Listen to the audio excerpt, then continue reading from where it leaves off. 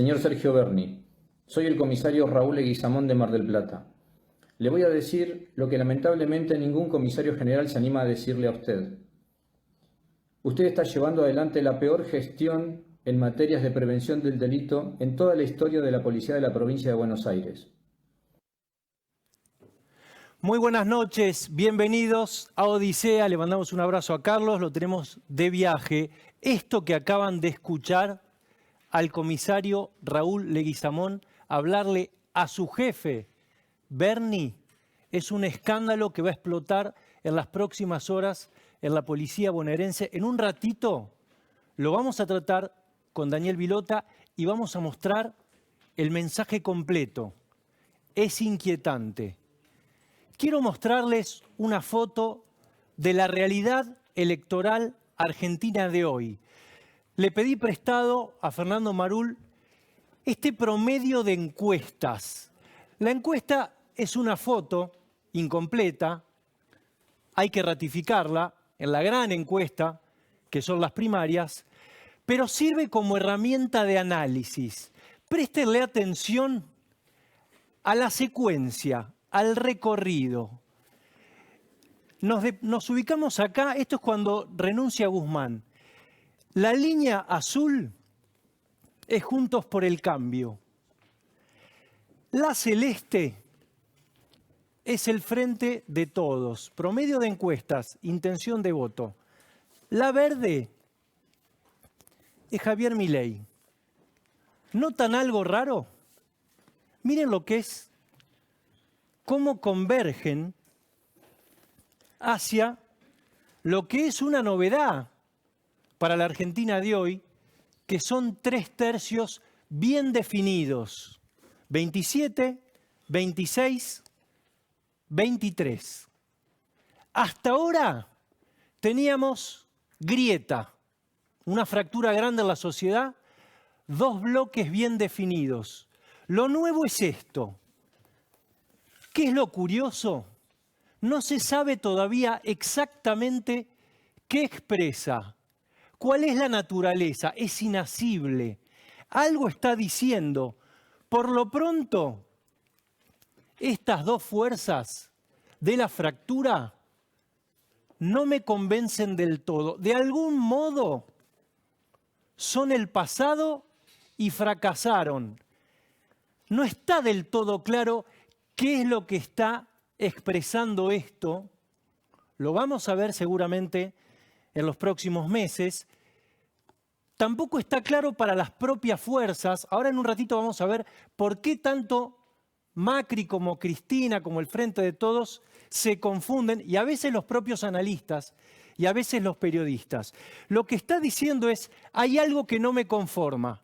A mí me recuerda, retrocedamos un poquito, vamos al 2003. Veníamos de él, ¿se acuerdan? Que se vayan todos. 5 presidentes en una semana, no los quiero ver más, decía la Argentina. Este es el resultado de la elección. En este momento, Néstor Kirchner no era lo nuevo, era lo desconocido. Carlos Menem claramente era el pasado, estaba López Murphy, también lo nuevo. ¿Ven que son casi 3/3? Bueno, la política evoluciona como saben que evolucionó. Arranca el gobierno de Néstor Kirchner, inicialmente exitoso en lo económico, con todo a favor. Los términos de intercambio más altos en 150 años, las commodities para arriba, todas. Empezaba a crecer China, empezaba a crecer India, salarios y jubilaciones pisadas por 3 años. La situación ideal, el recuerdo del default. Esta era la foto y el gobierno de Néstor Kirchner gana 2 elecciones claramente, con Cristina la segunda, casi sin oposición. Se lo deglute a Duhalde nada menos que en la provincia de Buenos Aires. Esta es la foto. ¿Qué pasa? Este modelo empieza a trastabillar por problemas que en la Argentina son siempre los mismos. Quiero que veamos esta foto, este gráfico, perdón, que también es de Marul. Acá, yo creo que acá está la historia argentina reciente. Cuando se pregunten, ¿cuándo perdimos el tren de la historia? Es acá. Miren, coincidentemente, fíjense, esto es Argentina versus vecinos de la región. El celeste es Uruguay,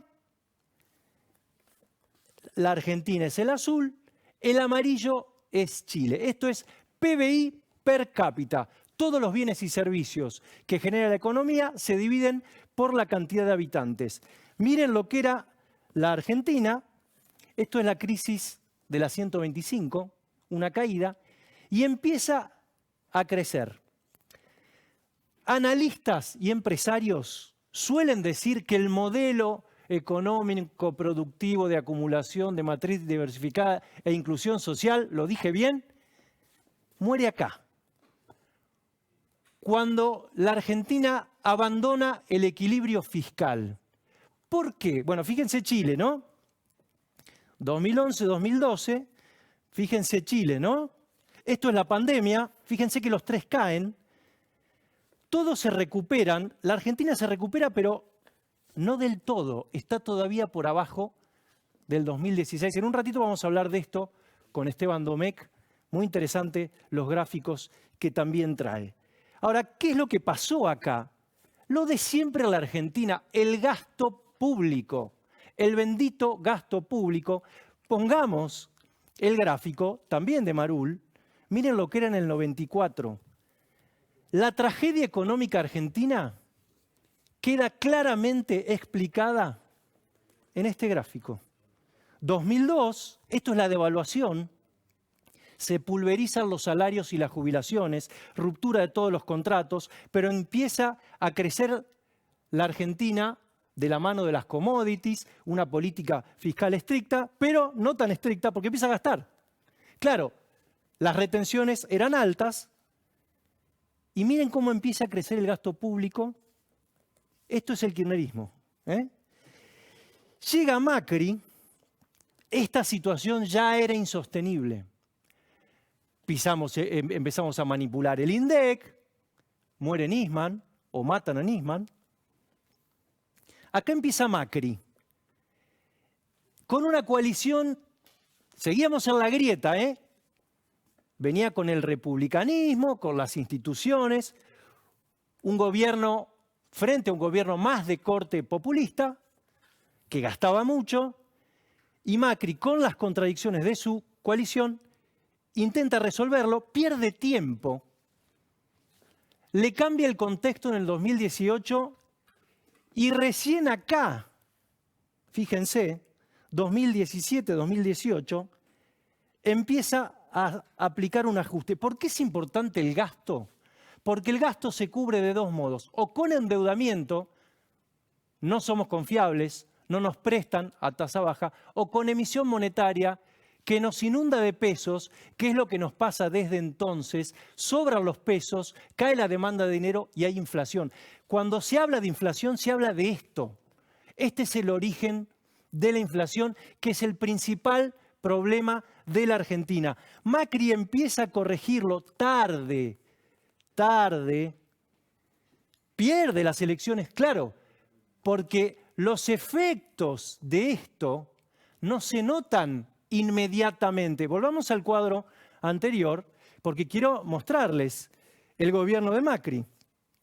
Claro, esto es la Argentina, el azul había empezado a repuntar y claro, después de la suba de tasas en la Reserva Federal, empieza a caer. Macri ya ajustaba, pero en el bolsillo de la gente se notaba. Acá pierde las PASO, viene Alberto Fernández, la pandemia, Alberto recupera, pero nunca llega al nivel. Volvamos al del gasto público, porque creo que es interesante ver qué es lo que pasó después.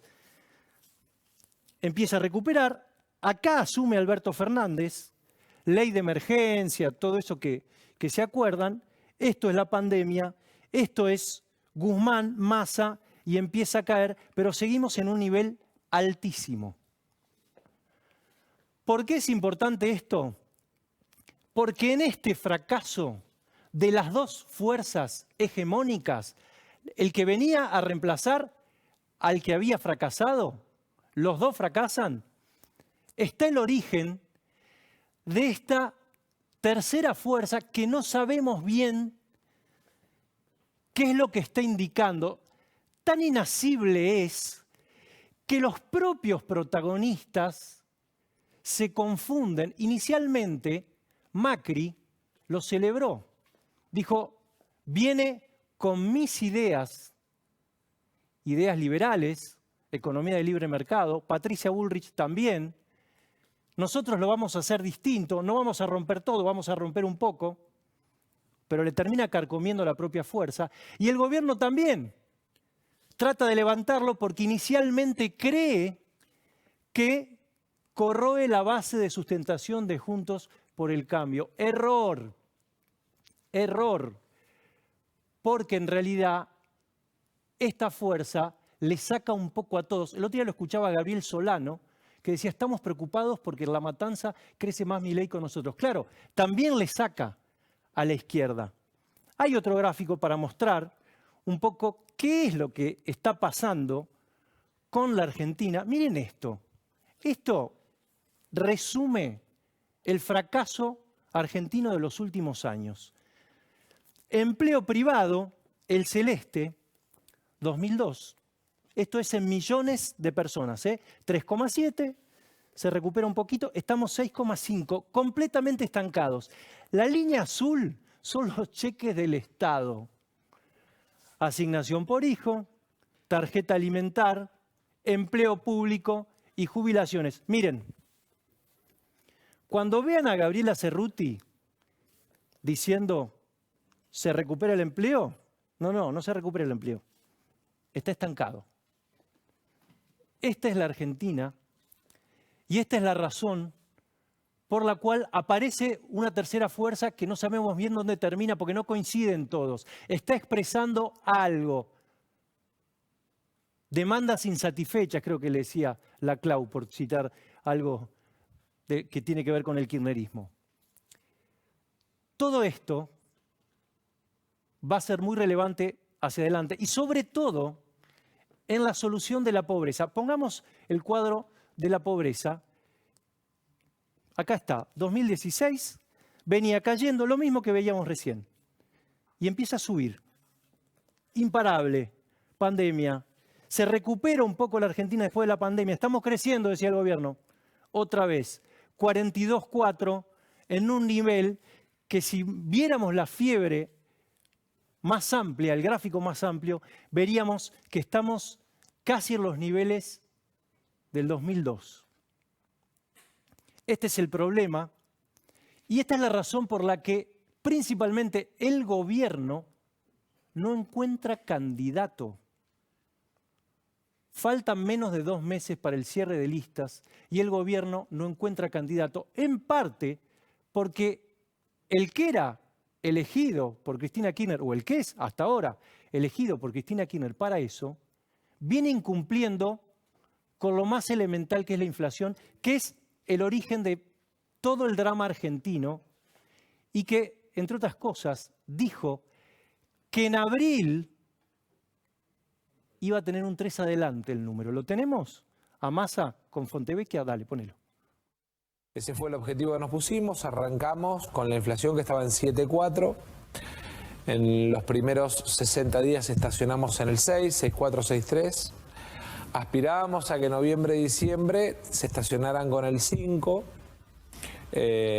y enero, noviembre, diciembre, enero, tratar de estacionar, digamos, alrededor del 5. Vamos a tratar, el objetivo es poner el 3 adelante en abril. Bueno, 8,4 en abril. ¿Cómo no va a haber dirigentes? Ahora lo vamos a analizar con Andrés Malamuda esto. ¿Cómo no va a haber dirigentes en el PJ que empiecen a decir Massa? Mañana hay una reunión en Ferro, el Congreso del PJ, veremos si se plantea. ¿Cómo no van a aparecer otras propuestas? Máximo quiere hace rato que sea Kicillof. Kicillof no quiere. empieza a levantar la cabeza Scioli. Cristina no lo quiere, pero hace 10 días, atención a este dato, un operador muy cercano del embajador en Brasil se reunió con Máximo Kirchner y Máximo dijo que juegue, veremos. Recordemos que Scioli se había reunido en diciembre con Cristina, no fue buena la reunión, la oyeron decir es el pasado hasta ahora aparecen todos, o casi todos. Seguramente esto se va a ir resolviendo. Hoy fue un mal día para el gobierno después de la escandalosa inflación del viernes.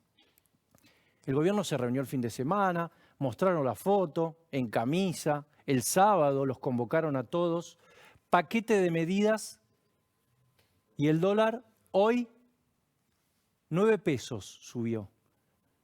Ya habían subido la tasa de interés 6 puntos, venían de subirlo otros 10 y otros 6, 13 veces desde el año pasado. Y aún así no pudieron contener el dólar. Hoy me decía un funcionario, equivocaste una medida fuerte, te equivocaste en la dosis de corticoides y no podés abusar. Esto es lo que pasa con la tasa. Por eso mañana va a ser tan relevante lo que termine pasando. Otra de las medidas, porque el gobierno trata de mostrar que algo se hace, miren la foto que difundió hoy el Ministerio de Economía. Esto es el mercado central. Yo diría que el cargo debería ser inspector de bananas. Está analizando la trazabilidad de las bananas y los ananá que vienen de Brasil para ver si tienen ese componente importado para que aumente. Imposible, muchachos. Esto es lo que está mostrando el gobierno porque no puede con el principal problema argentino, que es la inflación, cuyo origen es monetario, es el gasto público que veíamos recién. ¿Lo entienden esto las fuerzas? No está claro. Es probable, acá ya me estoy metiendo en la mente de cada uno, que Cristina y Macri, o Rodríguez Larreta, o Patricia Bullrich, o Massa, estén dándoles vueltas al tema porque les cuesta entender que hay una parte de la sociedad, por el momento importante, no son todos, que ve que fracasaron y son el pasado. Y además, Milei cuenta con una ventaja, 2 ventajas. Primero, habla de dolarización, una solución rápida.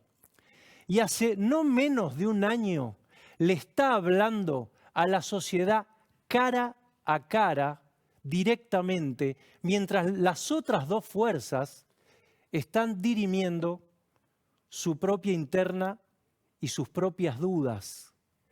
Acá un asterisco sobre el calendario electoral. Es probable que la primaria en agosto, tan sobre la general, esté perjudicando o vaya a perjudicar a las otras 2 fuerzas, porque Milei viene hablando hace un año directamente a la sociedad y las otras 2 fuerzas se están hablando a sí mismas, discutiendo cargos, ni las listas tienen armadas. Es entendible porque son los tiempos electorales, es lo que dice la ley. Pero una vez conformado el comicio, porque lo que dicen las 2 fuerzas es, bueno, esto lo va a ordenar, sobre todo en Juntos por el Cambio, esto lo va a ordenar la primaria. ¿Quedará tiempo? 2 meses serán suficientes. Son todas preguntas para hacerle a Andrés Malamud. Creo que va a ser un programa muy interesante. Vienen con mucha información todos. Ya les dije lo de Vilota. Está Esteban Domecq que nos va a mostrar que esto de la pandemia, Ucrania, todo eso que el gobierno usa como excusa es un verso. Porque el gobierno tuvo y tiene condiciones internacionales muy favorables. Vilota, además del escándalo este creciente del comisario Leguizamón, nos va a hablar de Ferraresi y un tema recurrente en la provincia de Buenos Aires, toma de tierras. Toma de tierras que en años electorales se ponen de moda. Ana Iparraguirre va a plantear un dilema de toda campaña política, expectativas versus realidad. Prometo de más y después no cumplo, ¿y cómo gobierno? Dilema importante de todo político. Camila Perochena, una costumbre argentina, las reelecciones. Y el whisky, con Vilota, siempre con Vilota, viene con series y un Kenan que arde. Arrancamos Odisea Argentina, me voy al encuentro de Andrés Malamud.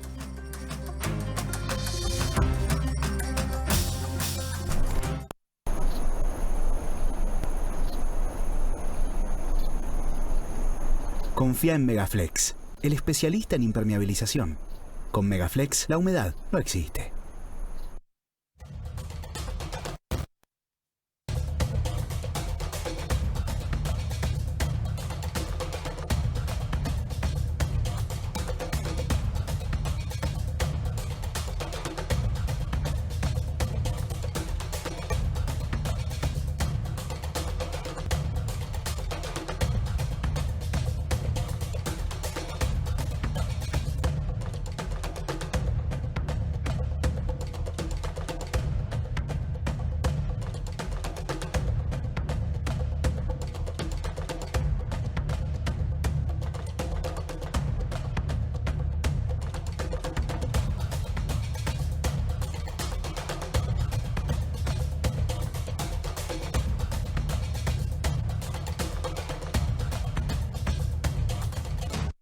Bienvenido, Andrés. Bueno, me enganché con tu libro, Diccionario arbitrario de la política, de política. Son pensamientos, ¿no?, sobre temas muy actuales, muy candentes. Los vamos a repasar. Pero quiero saber, antes que nada, ¿llega el gobierno bien a... ¿Te reís? ¿A octubre? ¿A agosto? En Argentina ningún evento tiene probabilidad cero. Puede pasar cualquier cosa. Pero fíjate que en los últimos 20 años Argentina anduvo contramano del resto de América Latina. En un sentido mal, la economía. Y en un sentido bien, la política.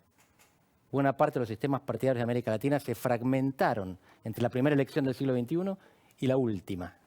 Y Argentina hizo exactamente lo contrario, concentró el voto. La primera elección, ¿por qué? Primero porque tuvimos 2001. Ahí se rompe todo. Se va construyendo otra vez. Fíjate que los dos candidatos más votados en 2003 sumaron el 46%, 24 Menem, 22 Néstor, el 46%. Los dos candidatos más votados en la última, 2019, sumaron el 88%, 48 Alberto Fernández, 40 Macri. En Perú, en la última elección presidencial, los dos más votados sumaron el 32%, 88 Argentina, 32 Perú. Se destruyeron los sistemas partidarios de Chile, de Perú, de Ecuador, Colombia, y el de Argentina se reconstruyó. Milei hoy nos retrotrae a 20 años atrás. Y sin embargo, el sistema está mucho más en pie que hace 20 años atrás. Y la prueba la están dando las provincias, donde están ganando todos los que estaban. Eso te quería preguntar, porque claro, uno ve el escenario de las encuestas, pero hasta ahora las provincias que tuvieron elecciones tuvieron una performance muy importante de los oficialismos. No sé si son significativas, si se puede tomar eso, se puede tomar como Extrapolar proyección. extrapolar no. Extrapolar no. No, pero las provincias argentinas son el ancla de la política nacional. Tenemos elecciones en las provincias hace 40 años, desde el 83. Cada 4 se elige gobernador. Son 24 provincias. ¿Sabés cuál es el promedio de reelección del oficialismo? A ver. 20. Cada 4 años votamos en 24 provincias y en 20 reeligen lo que están. Solo en 4 cambian. Ah. Cuanto más reelecciones hubo, fueron 22. Cuanto menos, Y 18. pero ¿por qué? A ver, yo te pongo el ejemplo. Bueno, en Salta creo que sacó cerca del 50, Sí. Sanz, ¿no? Se supone que los problemas de los salteños son los mismos que los de acá, y que los de Jujuy, y que los de Tierra del Fuego, y que los de Misiones. Pero no se le adjudican al gobernador esos problemas. La inflación es un problema nacional, no provincial. Y además Muy era el- buena lectura esa. Claro, la inflación no depende del gobernador. Y el Algo- problema argentino es la inflación. al gobernador el principal problema. El segundo es la seguridad. Y en esto voy a ser contraintuitivo. Es una percepción basada sobre todo en hechos de violencia. y Aníbal debe robos. estar aplaudiéndote. No, los asesinatos en Argentina son menores a Estados Unidos. Porque en Estados Unidos matan a lo loco también. Pero ellos tienen 6 homicidios cada 100.000 habitantes por año y nosotros menos de 5. Esos son los dos problemas de la Argentina y las provincias. Claro, y además es cierto que está concentrado en el conurbano y la capital federal, ¿no? ¿Cuál es el elefante en la sala? La provincia de Buenos Aires. Ah, y vos, En una vos hablás del elefante en tu libro porque decís, por lo pronto, ¿vos estás de acuerdo con dividir la provincia? Sí, pero no importa lo que yo piense. Bueno, No importa lo que yo quiero hacer. Lo que importa es si lo que yo diagnostico es correcto. ¿Por qué? A ver, ¿por qué es un elefante en la sala del coro? Porque la provincia alberga el 40% de los argentinos. Buenos Aires, provincia, 40. Los otros 26 distritos, 23 distritos, 60. 60 en 23, 40 en 1. Y ese 1 recibe mucha menos coparticipación de la que aporta. La provincia de Buenos Aires es confiscada por la federación, por el resto del país, por una ley de coparticipación del año 88 que es inconstitucional. La que dice que es inconstitucional es la Constitución. El artículo, cláusula provisoria 6 de la reforma 94 dice esta ley tiene que ser reformada hasta fin del 96. Le da 2 años al Congreso para reformar la ley. Hace un cuarto de siglo. ¿Y por qué es eso? ¿Cómo puede ser que Porque hay 23 que viven de una. 22, por la capital es otra cosa. hay 22 que viven de una y esa es la razón por la que no avanza? Esa es la razón por la cual en la provincia de Buenos Aires nunca hay un líder político fuerte en el sillón de Dardo Rocha. En la gobernación de La Plata hay siempre un lacayo del presidente que está, del presidente que estuvo o del presidente que viene. Si vos vas a Córdoba, ¿cuál es el líder político más importante? Hoy es Sí, Schiaretti. es el gobernador. A cualquier provincia donde vayas, el líder político es el gobernador o el que puso el gobernador que está y vuelve en la próxima. Claro, En la provincia de por Buenos ejemplo, Aires- que viene Kicillof no es el jefe del kirchnerismo. Vidal no era la jefa del macrismo. Scioli no era el jefe del kirchnerismo. Rucauf tampoco. es como un no distrito. Es un no distrito, pero es el distrito más grande. Y no define ninguna elección. Nos cansamos de pensar que es la madre de todas las batallas. Javier Zelaznik, un politólogo, dice, es la madre de todos los naufragios. Es cierto, bueno, y está esa maldición, ¿no?, que dicen sobre la provincia de Buenos Aires. ¿Por qué vos recorres el mundo? El mundo se está recuperando de la pandemia, el mundo encara sendas de éxito y nosotros estamos estancados hace por lo menos 12 años. Te voy a ratificar lo que decís de Argentina y te voy a poner un paréntesis en lo que decís del mundo. Yo vengo de Europa, hay una guerra en el corazón de Europa Sí. y un loco apuntándole al fleje de las centrales nucleares. Zaporizhia es la mayor central nuclear de Europa con 6 reactores y hay otra central nuclear en el mismo país que se llama Chernóbil que fundió el núcleo en 1986 y Putin está jugando a que pase algo por el estilo. Los europeos viven haciendo fila en la farmacia para comprar yodo por si hay radiación nuclear. Es otro tipo de problema. Es otro tipo de problemas. En Brasil y en Estados Unidos, el problema que tuvieron es un loco que fue presidente, no aceptó la derrota y mandó la turba a tomar el Congreso. En algunos casos. con Esos muertos. problemas no los tenemos. Exactamente. Nuestro problema es la economía. No tenemos autoritarismo. No tenemos violaciones masivas de los derechos humanos. No tenemos holocaustos ni genocidios. Tenemos un conjunto de dirigentes incompetentes que no se matan entre sí ni nos matan a nosotros, Pero pero son no resuelven la incompetentes. economía. Son incompetentes. Son menos tóxicos políticamente que lo que te estaba contando antes. No hacen guerras, no le disparan a las centrales nucleares, no toman el Congreso con violencia, pero no resuelven la inflación. Estamos terminando el gobierno de Alberto Fernández. ¿Cómo lo calificarías? Porque Es un especialista en toma de indecisiones. un especialista en toma de indecisiones. Es su personalidad. Y ahí entramos al terreno de la psicología. Sí. Él como político nunca había demostrado ser un número 1. Yo te lo analizo como político. El entrenamiento que él tiene es operar para otro en mesas escondidas de la luz pública. Entonces, él le prometía a uno una cosa en una mesa, a otro otra cosa en otra mesa, y cuando le tenía que decir a uno que no podía cumplirle, decía, el jefe me mandó. Ahora él es el jefe. Y en las mesas hay internet. Todos saben que le está prometiendo al otro lo mismo que a uno. Kirchner decía, no tiene pensamiento propio. ¿Vos coincidís? ¿Quién se lo conocía mejor que yo? Lo que no entiendo es por qué Cristina, que también lo conocía, lo nombró igual. ¿Quién crees Quizás por eso. Sí. ¿Quién crees que puede ser el candidato, dada la situación del gobierno? Cristina siempre me sorprende, así que pensemos loco. Ah, no la descartás. No, loco digo. Ah, Ella hacía pensemos loco. Pensemos una locura. Sí, una locura. A ver, me gusta. Guado Malena. Cualquier cosa. Sos creativo, ¿eh? Sí, ella es creativa. Ella es creativa. Yo trato de ser imaginativo para estar a la par de ella. Guado Malena. Un ¿Massa kirchnerista va a de estar a confianza. favor? Obvio. Y no compromete el ministerio. Él sigue como ministro, no enchastra a la administración porque él no es el candidato, pero la candidata vice. Pero perdón, vamos a suponer que por ahí te está escuchando y le das la idea. Eso no hace también que, porque no sé cuánto mide Guado Malena, ¿no pueden salir terceros? Ningún evento tiene probabilidad cero. A lo que están apostando es a polarizar con Milei y a que el interno Juntos por el Cambio haga implodir a lo que era hasta hace poco una alternancia segura. Y si vos, ¿cuántas posibilidades le asignás a que salgan terceros? ¿O crees que lo van a resolver? Mi visión como politólogo es que las instituciones se estructuran el voto. Ajá. Y las instituciones argentinas son restrictivas. Eso ¿Qué quiere significa decir eso? A que ver. protegen a los insiders y castigan a los outsiders. Primer caso es la boleta partidaria. Claro. En Argentina tenemos una boleta que tiene que ser impresa, distribuida y fiscalizada por los partidos. Y el día de la elección tenés que tener 110.000 fiscales que garanticen la reposición de la boleta, porque el fiscal del partido de enfrente no tiene la obligación de reponerla. Al contrario, el imperativo categórico es, si desapareció, es tu problema. Estoy para cuidar mi boleta, no tu boleta. Tiene que tener un búnker donde haya gente siguiendo el certificado de escrutinio, haciendo el cálculo. Tiene que tener gente yendo a buscar a la gente, porque si llueve y hay calle de tierra, el elector tiene la tentación de quedarse en casa, más allá de la obligatoriedad del voto. Si no tenés esa logística, tenés menos votos.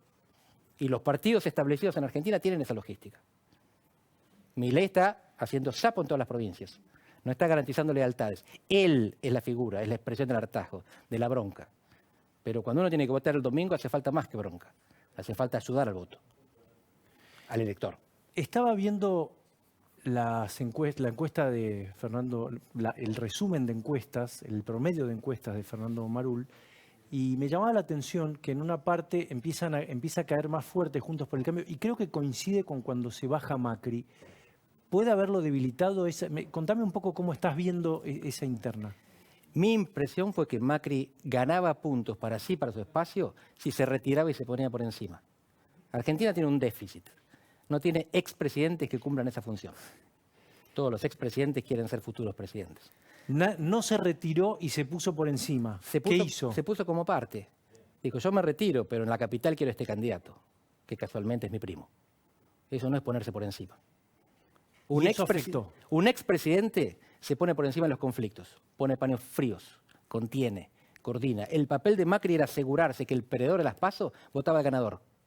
No era jugar en la PASO, no era jugar con otro candidato en la PASO, no era meterse en la interna del distrito. Es decir, yo me bajo, pero ustedes, Horacio y Patricia, dense la mano, dense un beso, uno de verdad, no como ese del acto, y sean bonitos entre ustedes.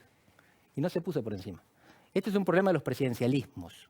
En un régimen parlamentario vos tenés un presidente protocolar o un rey que representa la unidad de los ciudadanos y un gobierno que representa la parcialidad que ganó las elecciones. En un régimen presidencialista es la misma persona que representa a todos y a una parte.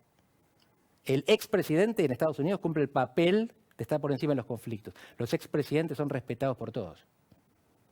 Pero entonces acá es un problema del sistema, no de la personalidad. Es un problema de que los actores no aprovechan esa posición para contener al sistema. El sistema genera un presidente. Los actores tienen que generar un expresidente.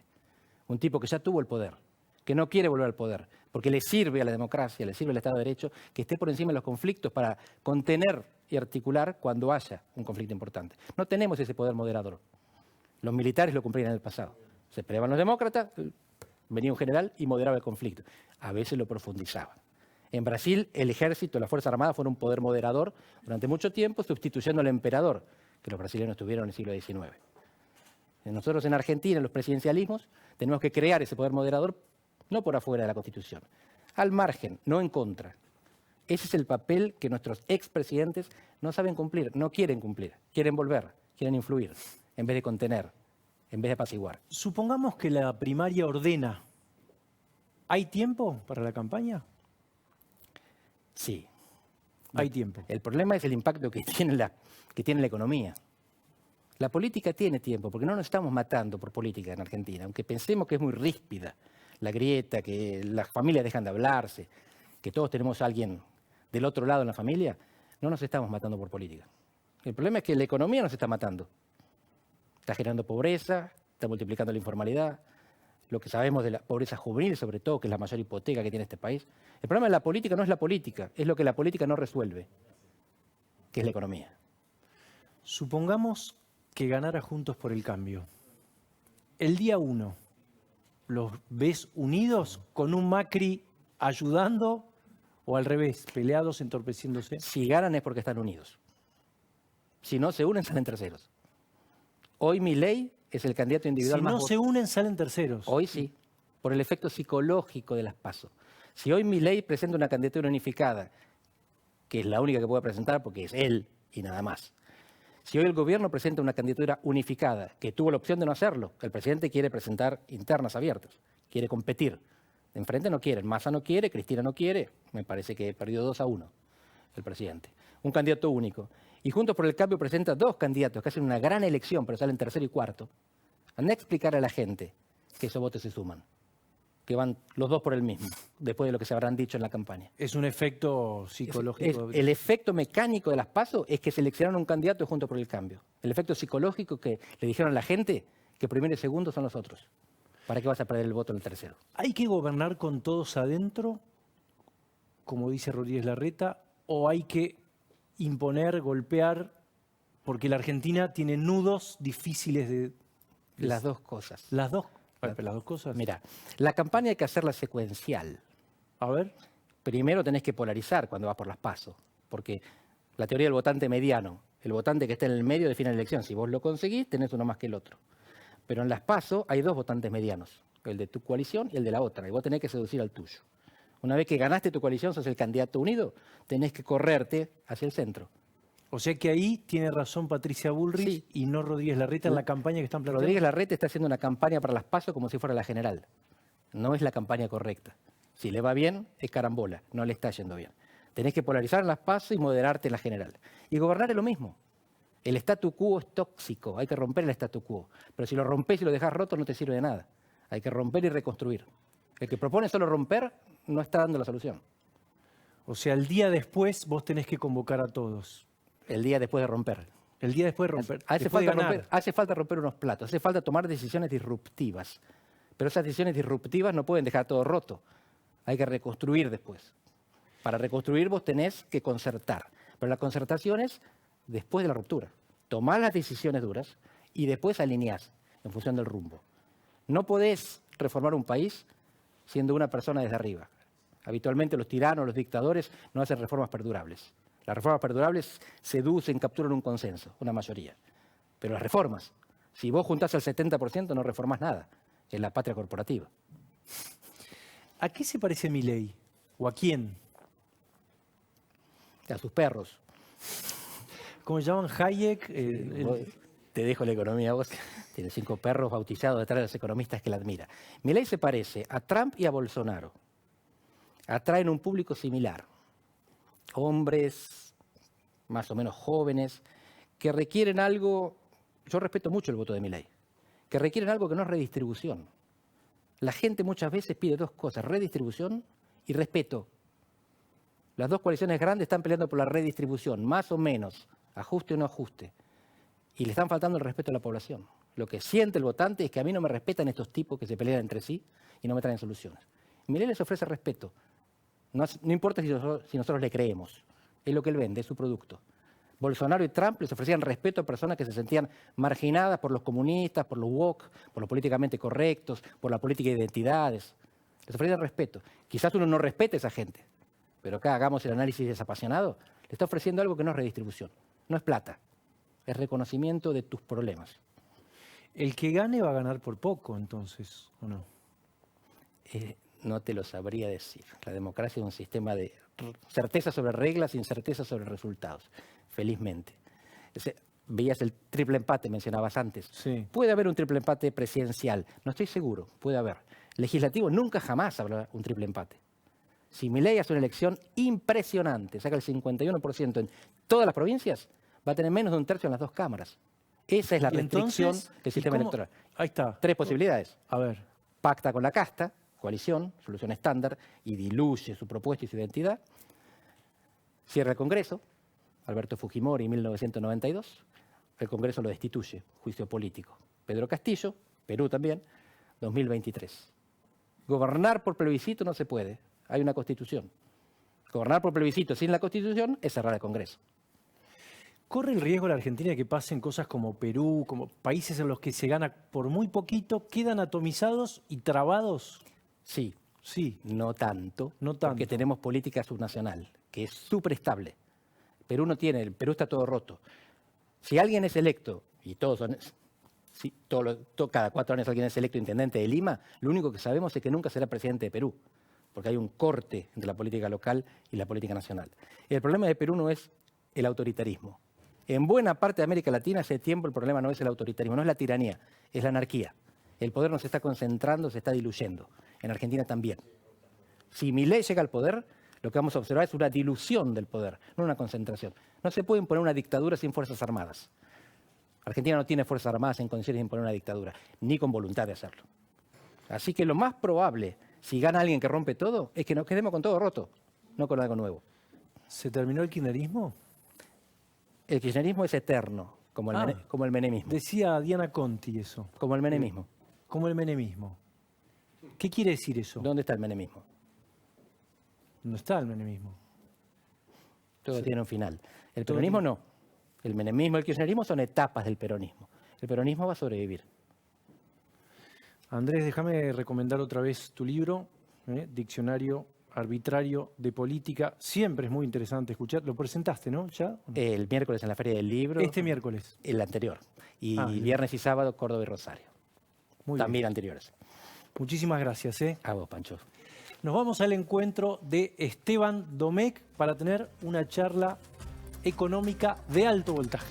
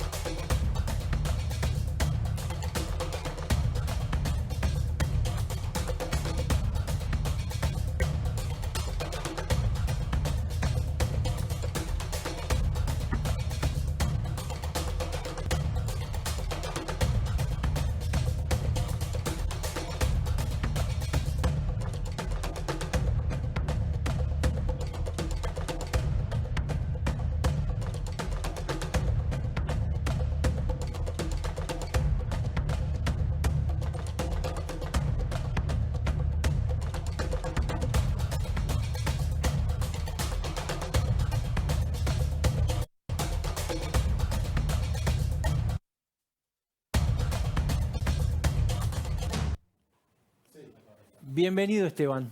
Gracias, Pancho, por la invitación. A ver si puedo lograr que te pongas un segundo en la cabeza de Sergio Tomás Massa y me expliques las medidas de hoy. Bueno, las medidas de hoy están en el marco del recorrido final del Plan Llegar. Digamos, en el marco de este programa que emergió en ese derrape de julio del año pasado, que implicó el cambio de ministro, la economía argentina, con este programa armado con el Fondo Monetario, muchas más alternativas que llegar a diciembre no tiene. ¿Qué te quiero decir con esto? El desenlace de esta nueva crisis cambiaria en la cual nos metimos el 17 de abril, tiene un desenlace alternativa 1 que sería empezar a sincerar y corregir el esquema cambiario. Esto implica obviamente devaluar. Devaluar con un plan de estabilización atrás requiere un programa, consistencia, dólares o un ancla nominal, credibilidad y tiempo. Y credibilidad y tiempo es justamente lo que el gobierno y el equipo económico no tienen este recorrido corto a diciembre, con lo cual la alternativa 1 de evaluar y estabilizar casi que no está. Entonces, con esta lógica, lo que queda es intentar contener la crisis. ¿Qué es contener la crisis? Es darle de comer a la crisis cambiaria. ¿Cómo le doy de comer? Consiguiendo dólares. ¿Cómo lo puedo hacer? Bueno, acordando con el fondo, con Brasil, con China, por donde sea, pasar la gorra. ¿El fondo te va a pedir algo a cambio o te lo seguramente. Y ahí está la negociación puede trabada. ser devaluar o no? Claro, pero ahí es donde empiezo a tener, si querés, alternativas contradictorias respecto a lo que necesita la economía para arreglarla versus lo que necesita la política para tener un resultado electoral digno. Entonces ahí hay un trade-off, una distorsión, un problema que no tiene solución. Entonces la alternativa, lo que sería el segundo óptimo, sería darle de comer a la crisis consiguiendo dólares. Y en el mientras tanto, ¿qué están haciendo? Y ahí está el paquete de medidas de hoy, es reprimir la crisis. Ajusto más fiscalmente, más monetariamente, subo más la tasa. Yo diría en el marco de un montón de medidas contradictorias entre sí, porque aumentar la tasa para contener la bola de plazos fijos del ELIX, en definitiva, lo que hace es acelera el crecimiento endógeno de la cantidad de dinero. Y hay que entender la crisis cambiaria ¿Qué para quiere que decir eso? Perdóname, a ver. claro, para que la gente la cantidad de entienda. dinero ahora. Claro, porque vos tenés que emitir mucho más pesos para contener esta masa de dinero que tiene la economía, que están contenidos en plazos fijos y esos plazos fijos están en el ELIX. Entonces, para yo sostener la demanda de pesos, te tengo que pagar más tasa. Para pagarte más tasa, empieza a crecer a mucho más velocidad la emisión monetaria. Entonces, vos pensá, una crisis cambiaria para que, después si querés hablamos del programa y demás, pero si lo ponemos sobre la mesa es muy sencillo. Sobran muchos pesos y no hay dólares, 0 dólares, y no hay confianza. Entonces, ¿por qué sobran pesos y no hay dólares? Porque es un problema económico atrás. Ahí están las inconsistencias, los desequilibrios acumulados a lo largo de los últimos 2, 3, 4 años, 10 años está inflacionario, etc. ¿Por qué falta confianza? Bueno, por un problema político. Y esto es lo que se está retroalimentando. Más problemas económicos, vos lo mencionaste muy bien, la inflación le pega a la política, más problemas políticos en el marco de una economía que no se puede arreglar, le pega más a la economía y esto está espiralizando. Entonces, si yo no puedo devaluar y estabilizar, dije, necesitas dólares, credibilidad, tiempo estamos hablando de 1 año y medio, en el medio es contractivo. Si no puedo contener, darle de comer a la crisis consiguiendo dólares, lo que me queda es reprimir. Y esto es lo que están haciendo. Ahora, ¿cuál es el riesgo? En este movimiento de represión, yo tengo que intentar ir a esta fase de contención consiguiendo dólares. Si yo fracaso, el riesgo es ir a un escenario de espiralización. Esto es lo que está en juego, yo diría, con un final abierto. En esta... O sea, el plan llegar... Está con final abierto, claramente. Digamos, acá hay un termómetro que es la brecha cambiaria. ¿Cuál es el principal mandato que recibe el ministro de Economía cuando asume la conducción? En el marco del plan llegar a diciembre. Uno podría decir, bueno, Esteban, hay un segundo mandato, que es minimizar la pérdida electoral en las elecciones, porque está en juego el poder, el Congreso, etc. ¿Cuál es el primer requisito para poder llegar a diciembre? No sincerar el esquema cambiario, no devaluar. Entonces, ahí es donde se queda trabada la negociación con el FMI. Pero hay un segundo requisito, es tenés que esquivar cualquier episodio de inestabilidad cambiaria. Y en eso es donde nos hemos metido a partir del lunes 17 de abril, que empieza a escalar la cuarta crisis cambiaria en la gestión de Alberto Fernández. Yo lo llamo... Creo que hay un gráfico, a ver si podemos ver los saltos cambiarios, a ver si podemos ver. Ahora lo buscamos. Bueno, y entonces hoy subió 9 pesos el dólar. Se había subido la tasa. ¿Mañana? Bueno, mañana puede pasar cualquier cosa, pero yo lo que diría es, estamos adentro de la crisis cambiaria. Estamos adentro de esta zona de turbulencias. Cada señal, cada acción, cada palabra cuenta para bien o para mal. Y ahí está el termómetro de la brecha cambiaria. Fíjate, hay una especie de semáforo en la cual, si vos tenés una brecha de 80%, 100%, el programa va. Digamos, el programa destartalado se encarrila a llegar a diciembre.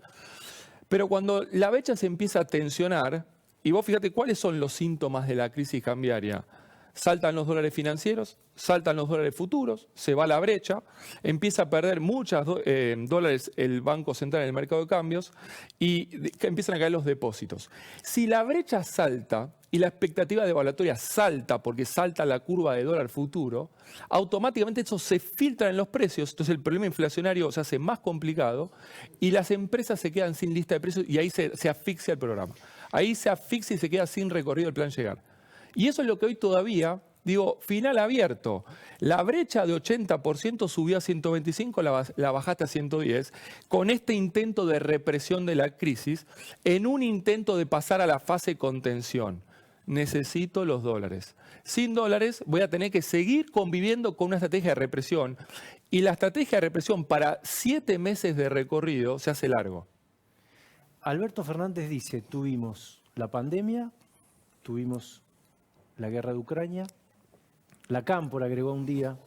¿Fue un contexto adverso o favorable?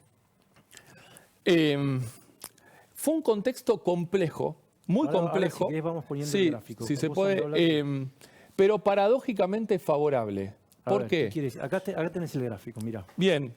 Es interesante linkearlo un poco con lo que vos mencionabas, Pancho, de todo el proceso de salida de la crisis del 2001-2002 y esa primera fase de las famosas tasas chinas de Néstor Kirchner, sí, del 2003 al 2008, con pausa después en la subprime. Eso vino muy acompañado de todo un fenomenal viento de cola como pocas veces vimos. De hecho, si uno analiza 120 años de historia económica argentina, hubo 4 grandes, lo que se llaman super ciclos de commodities, y esos términos de intercambio que ven ahí refleja el diferencial de precio de lo que nosotros exportamos versus los precios de lo que nosotros importamos. Entonces, ¿qué pasó? La soja en el 2001-2012 estaba a $150. En el año 2012, 10 años después, estaba a 650. Se multiplicó por 4. Ahí lo estamos viendo, ¿ves? Y es toda esa suba que sube tenemos hasta ahí. 145, es el pico máximo, ¿no? Fíjate, claro, ¿cuándo termina ese pico? Año 2012. ¿Qué dijiste vos en la introducción? Que desde hace 12 años la economía argentina no crece. ¿Qué pasó? Se terminó el superciclo alcista. Se terminó el viento de cola, desde ahí la economía que venía acumulando muchos desequilibrios, muchas distorsiones, automáticamente la soja vuelve a la zona de 300, ni volvió a 150, la economía argentina desde ahí que no crece. 12 años de lo que se llama estanflación estructural por asfixia fiscal, con pobreza aumentando sistemáticamente y un problema no resuelto. Ahora, tuviste 5 años con la soja en la zona de 300, 350. Podemos hablar del maíz. El maíz de $75 pasó a 300, por 4. Claro. Y fíjate lo que pasa en la salida de la pandemia. ¿Te acordás en octubre de 2020? El segundo pico, el piquito claro, que vemos ahí en el año 2021. El primer derrape del programa de Alberto Fernández fue en octubre del 2020. En la salida de la pandemia se había monetizado mucho la economía. Vos abriste y el blue fue a 195. ¿Sabes a plata de hoy cuánto es? 700 pesos. 140 la brecha. Automáticamente ahí, en noviembre y diciembre del 2021, la soja hizo 300, 400, 500, 600. Y esa era la inflación pospandémica que le volvían a generar ese veranito o ese viento de cola a la Argentina.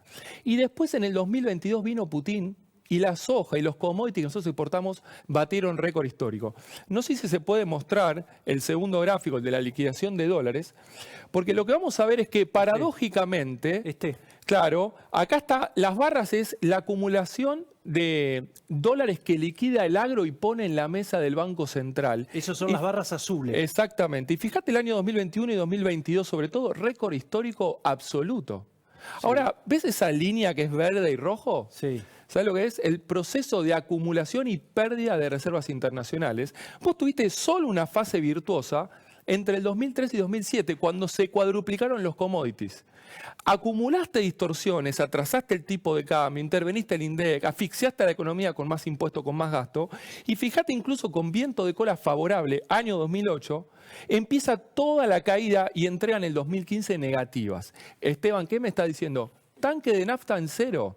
Cero nafta en el tanque. O sea, lo que te entraba te lo gastabas. Efectivamente. Y del 2011 al 2015 tuviste incluso cepo. Y después tenemos que hablar del cepo, que es un gran colador de dólares. ¿Dónde te lo gastás? Bueno, en atesoramiento, en intereses, en turismo, en importaciones, en fletes, en tarjeta, en todo. Pero sobre todo te lo come las distorsiones que vos generás con tu programa. Porque yo te muestro toda la región vivió el mismo superciclo alcista de commodities y todos acumularon muchísimos dólares. Y todos hoy están con crecimiento sostenido. Argentina no. Pero fíjate lo siguiente, del 2008 al 2011 seguía el bombeo de superciclo y vos ya estabas perdiendo reservas. Entregas negativo, tuviste la sube y baja de Macri, pero entregan 6.000 positivo. Y fíjate los últimos 4 años y cómo estamos hoy, 6.000 negativo. Pero mirá la liquidación de dólares del 2022, récord histórico. O sea, de esos 2 años... 2022 es un récord que supera toda Bueno, todo el ciclo. el promedio te da 23. O sea, esto es lo que el agro pone en la mesa del Banco Central. ¿Y por qué esto es relevante? Porque 1 de cada 2 dólares que entran a la Argentina por el canal comercial lo pone el agro. Fíjate lo que puso en los últimos 2 años. En el año 21, 32.000. Y el promedio era 23. En el año 2022, 40.000.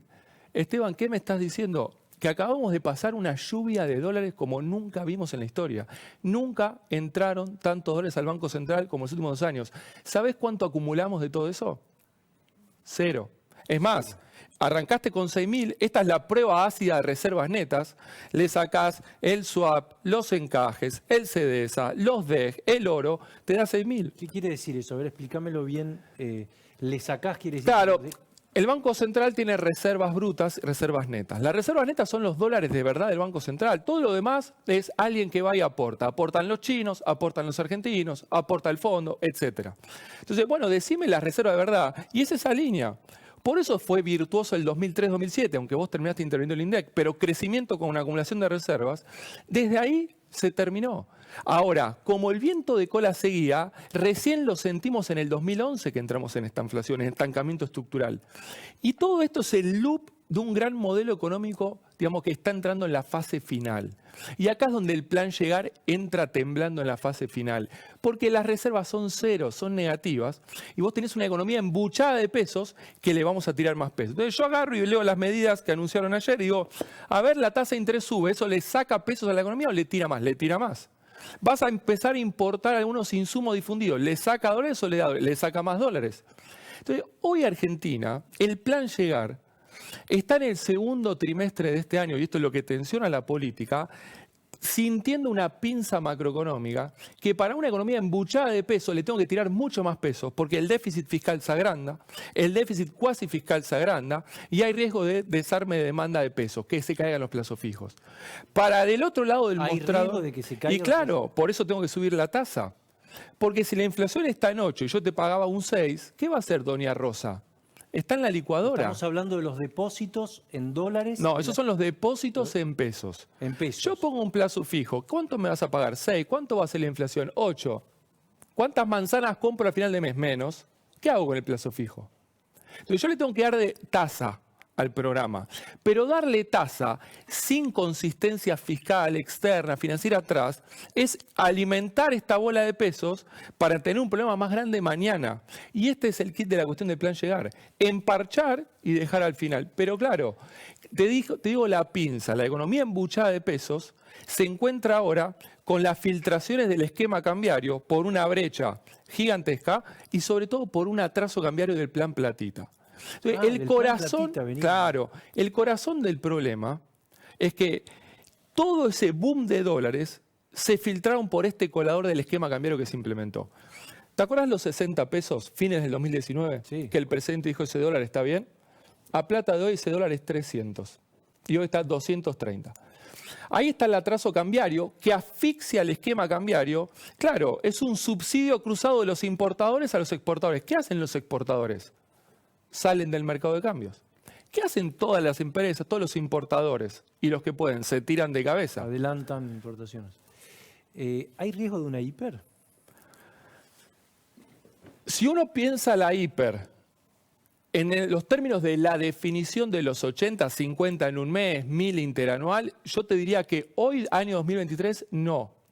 Argentina está en una dinámica más parecida al proceso año 75-76, Rodrigazo, que al año 89-90, desde mi punto de vista, por elementos políticos, económicos e internacionales.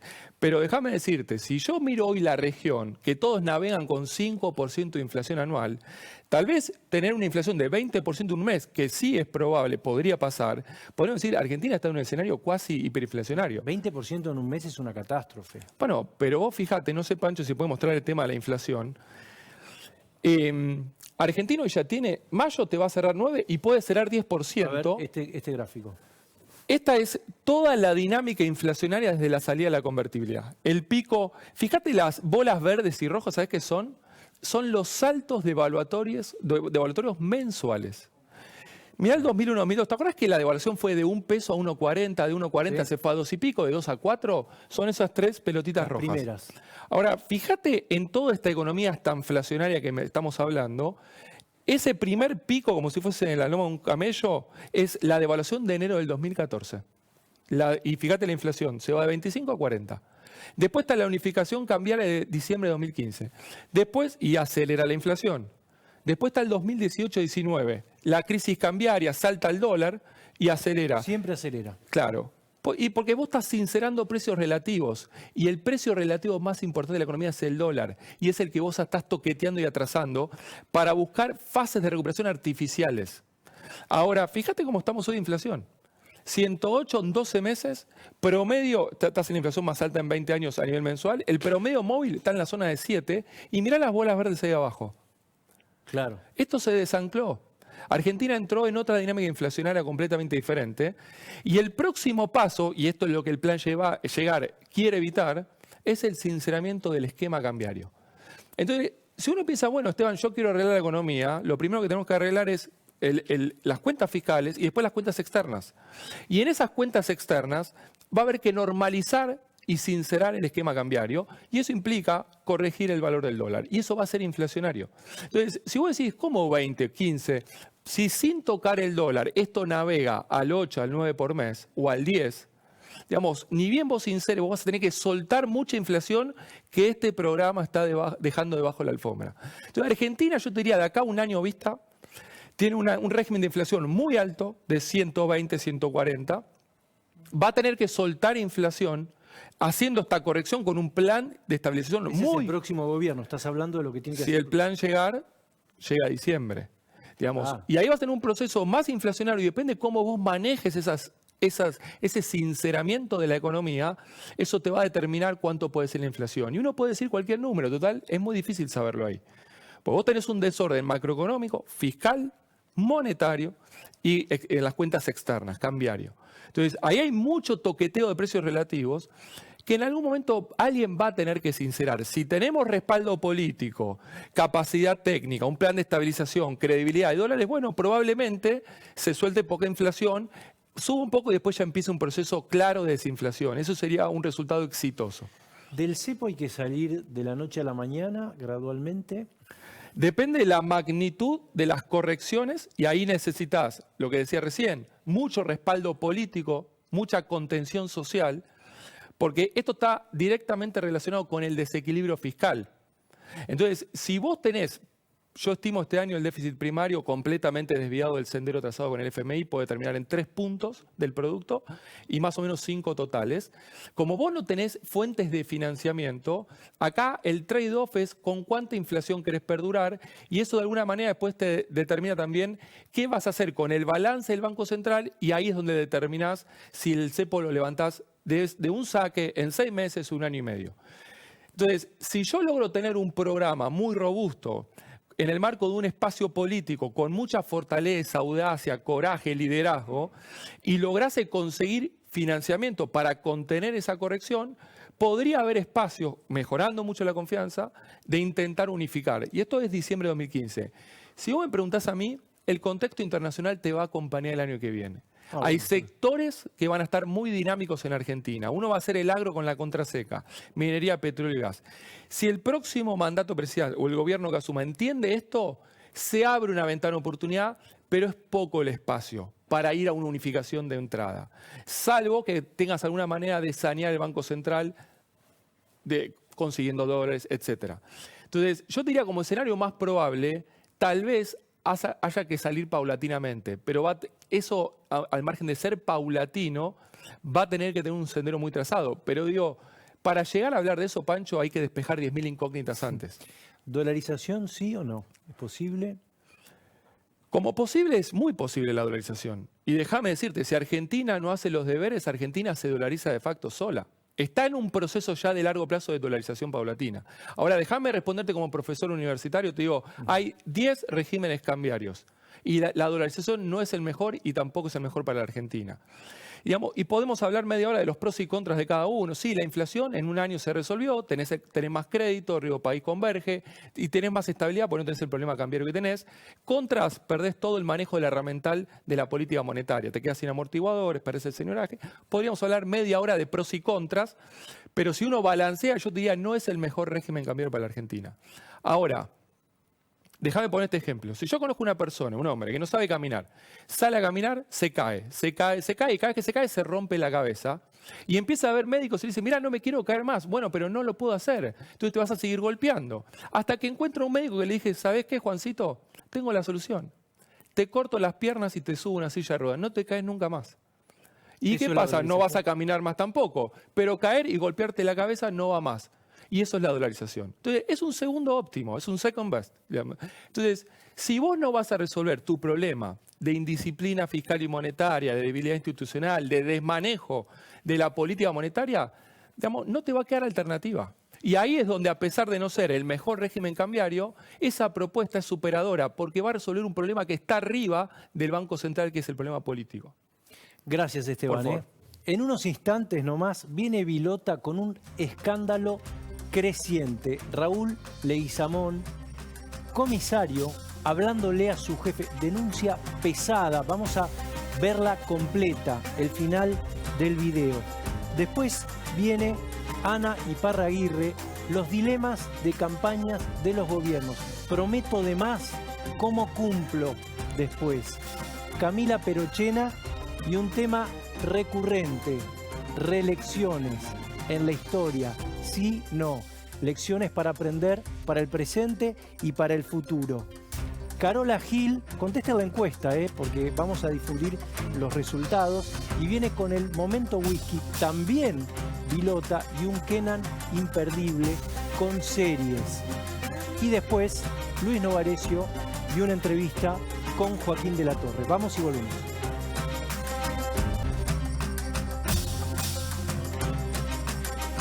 Daniel Vilota, bienvenido.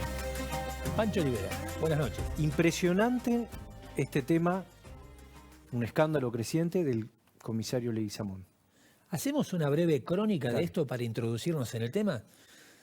Ahí lo que vamos a ver son unas fotos, no sé si ya aparecen, de la protesta que están llevando adelante en Adrogué, partido de Almirante Brown, policías retirados y en actividad, reclamando un salario inicial. Mirá, esto es la plaza Esteban Adrogué, en la ciudad de Adrogué.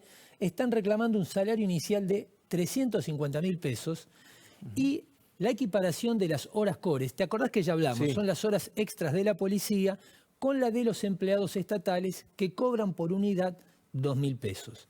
Como te conté la semana pasada, Kicillof ya anunció un aumento sobre las cores. Iban a pasar de 300 a 600 pesos y recordarás que te dije que lo hizo en un acto muy accidentado, organizado en Vicente López, por el egreso de cadetes de la Escuela de Policías Bucetit, pero que había temor que esta protesta irrumpa en la ceremonia. ¿Sí? Sí. Y también ahí contamos que pidió una licencia medio curiosa a Bernie un domingo a la tarde, en medio de las versiones que aluden a su posible renuncia como ministro de Seguridad en la provincia de Buenos Aires. Es decir, que es un cuadro complejo en la seguridad, que sigue siendo el tema que más preocupa a los bonaerenses, pero que se precipitó todavía más el día viernes, cuando el comisario de Mar del Plata, Raúl Leguizamón, subió a las redes una parte de lo que vos ya mostraste y que nosotros vamos a ver ahora porque es bastante largo. Así que te invito a ver la primera parte del video. Dale. Señor Sergio Berni, soy el comisario Raúl Leguizamón de Mar del Plata. Le voy a decir lo que lamentablemente ningún comisario general se anima a decirle a usted. Usted está llevando adelante la peor gestión en materias de prevención del delito en toda la historia de la policía de la provincia de Buenos Aires.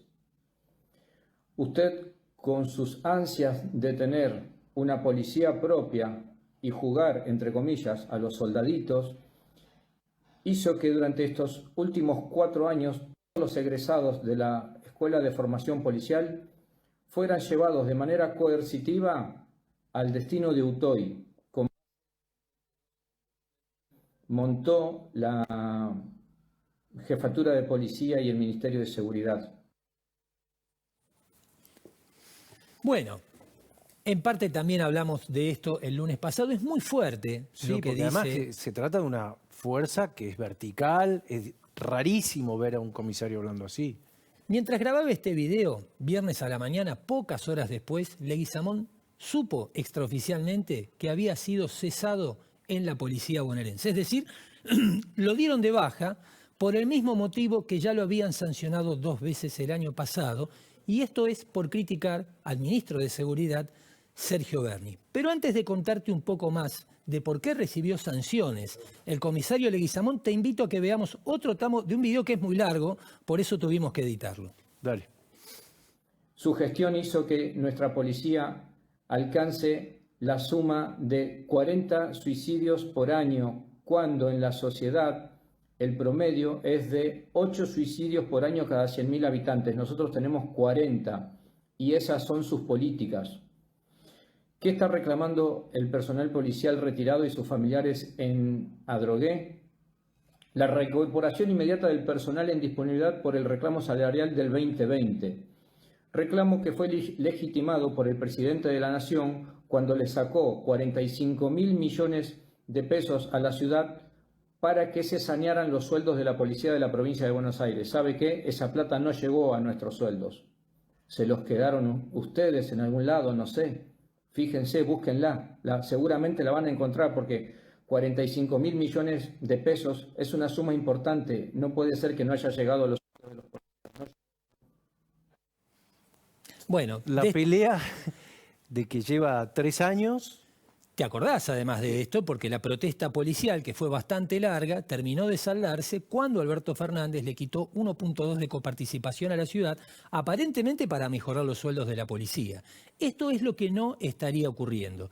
Como te dije, ya estaba cesanteada a las pocas horas de este video, y antes recibió también 2 sanciones por criticarlo a Berni. Las 2 fueron en el 2022. Una en el mes de abril, cuando a su sitio de Facebook subió una carta criticando a Berni por el supuesto respaldo que le habría dado a un candidato a presidente de la Caja de Jubilaciones Policiales. La Caja de Jubilaciones Policiales renueva autoridades cada 2 años y es una suerte de joya importantísima del gobierno bonaerense, porque es la única caja de previsión que es superavitaria. Entonces siempre hay muchas conjeturas sobre si las autoridades políticas no la miran con cariño, donde faltan fondos para hacerse de algunos frescos. En fin, fuera de esa polémica, ahí lo desafectan del servicio que prestaba en el comando de patrullas de Miramar, y durante 4 meses cobra el 50% de su sueldo. Regresa sin ninguna función específica en junio al servicio, y en octubre vuelve a ser sancionado. En este caso, porque contribuye de una forma decisiva con el informe que Jorge Lanata presenta en Periodismo para Todos ese mes, y donde se alude a los casos de acoso y abuso sexual sobre mujeres policías. Ahí a Leguizamón ya lo ponen en disponibilidad, le vuelven a descontar el 50% de su salario y ya no tiene ninguna misión específica, que es la situación a la que llega hasta la semana pasada. Consulté a muchos dirigentes bonaerenses del oficialismo y de la oposición por Leguizamón. Bueno, ahí todo el mundo toma prudente distancia, y alguno llegó a sugerirme que el problema con Leguizamón es que trabaja para un estudio jurídico que defiende a policías que han sido sancionados. Y eso es rigurosamente cierto, porque Leguizamón, a partir de lo que le pasó, 1 año al 50% de su salario, tiene muchos hijos, comenzó a trabajar y lo hace en el mismo estudio jurídico que lo defiende, que es el de Diego Raidán, que me pidió que aclare que no tiene nada que ver con el de Javier Raidán, su hermano, muy ligado al ex viceministro de Justicia de la Nación, Julián Álvarez. Bien. ¿Qué es lo que está pasando en este momento con Leguizamón? También consulté a la gente de Sergio Berni, que me dijo que en realidad pesaban sobre él una innumerable cantidad de sanciones disciplinarias, pero citaron solo 2. Una, deberían estar aplicándosela por usurpación de títulos y honores, probablemente porque cuando grabó el video ya se estaba tramitando su baja. Probablemente esto termine siendo una cuestión abstracta, porque si lo están echando, ¿qué sanción le vas a aplicar? Y la otra habría sido una denuncia por supuesto acoso sexual que se le hicieron en Mar del Plata después que salió en televisión el informe de Periodismo para Todos, pero vale consignar que jamás Leguizamón fue citado por ningún fiscal de Mar del Plata. Déjame ver la hora, Pancho. Por lo menos hasta las 11:20 de la noche de hoy. Podría ser que mañana a alguien se le ocurra. No lo sabemos. ¿Y cómo sigue esto? Porque me da la Bueno, sensación... vamos a ver si te parece otro tramo más del video, que es el último que tenemos en punta, y ahora te sigo contando. Dale. Basta de violadores y acosadores sexuales en la cúpula de la policía. Tenemos ejemplos como el comisario mayor José Luis Segovia, jefe departamental de Mar del Plata, a quien usted puso en esa función y lo sostuvo, aún sabiendo que tenía más de denuncias por acoso sexual, abusos y persecución. ¿Sabe qué? Ese comisario mayor fue condenado, tiene una condena a raíz de una denuncia que le hizo una de las oficiales. Ya tiene condena firme y él sigue trabajando en ese lugar. No tiene honor, no tiene dignidad, no puede vestir nuestro uniforme. Ese hombre tiene que ser echado de la institución. Señor ministro, esta es una oportunidad que tiene de saldar la deuda que tiene, no solo con los policías, y que es mucha, sino con todos los vecinos de la provincia de Buenos Aires.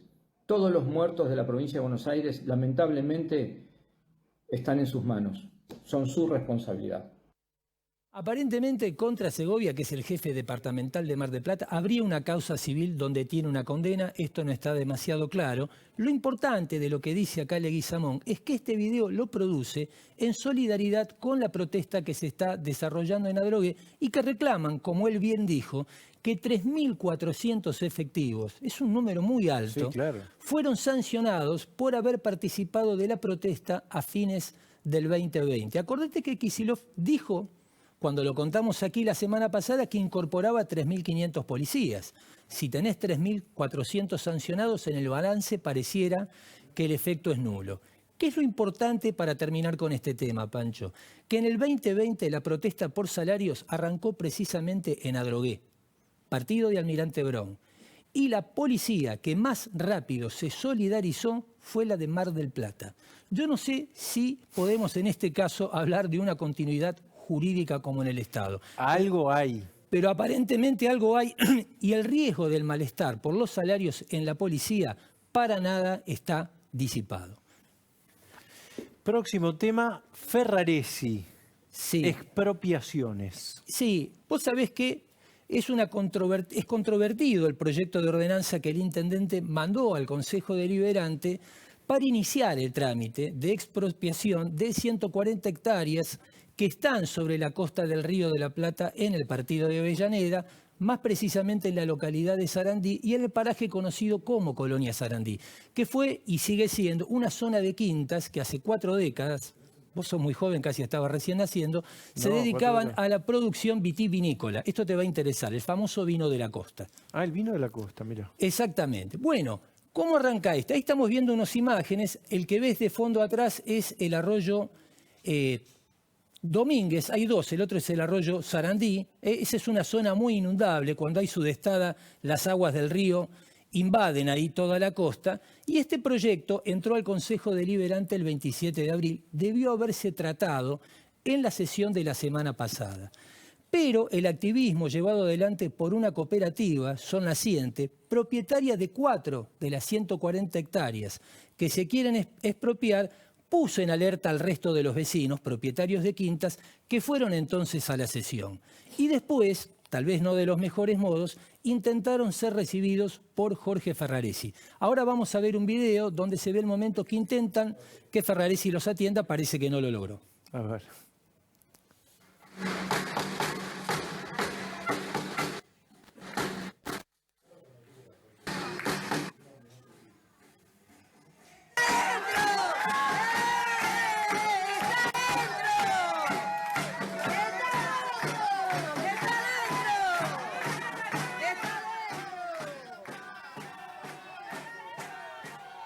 Bueno, es controvertido el tema de la cooperativa porque el Poder Ejecutivo sostiene que esas zonas no son aptas para la construcción. Algunos de los concejales de la oposición dicen que sí, pero más allá de eso, la movilidad y el esfuerzo que hizo esta cooperativa es lo que permitió que este tema trascendiera.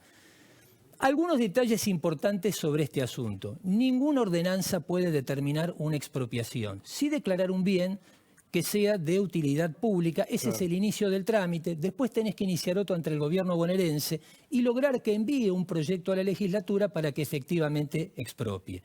Otro tema muy importante aquí es que el Frente de Todos tiene en el Consejo Deliberante 15 representantes, 8 Juntos por el Cambio, y hay uno que es una bancada unipersonal, escindida de Juntos por el Cambio, para representar exclusivamente los intereses en Avellaneda de Cristian Ritondo. Vale decir, el Frente de Todos no precisa de la oposición para sancionar una ordenanza.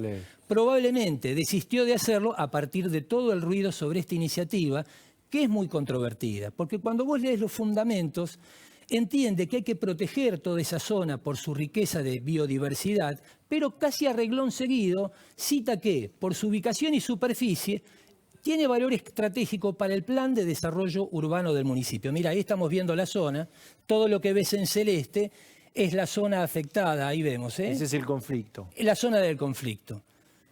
Claro, cada vez que se habla de desarrollo inmobiliario en Avellaneda, Pancho, aparece un nombre y un apellido, Daniel Jacob. Daniel Jacob. Daniel Jacob, que es la cara visible de una sociedad anónima dedicada a la construcción, y yo te diría que casi exclusivamente a la obra pública en el municipio de Avellaneda.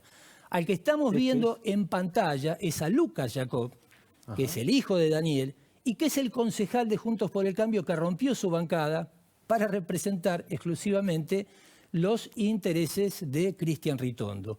En el 2017 hubo una denuncia que no prosperó por el supuesto sobreprecio que el municipio de Avellaneda le habría pagado por obras a Covic S.A.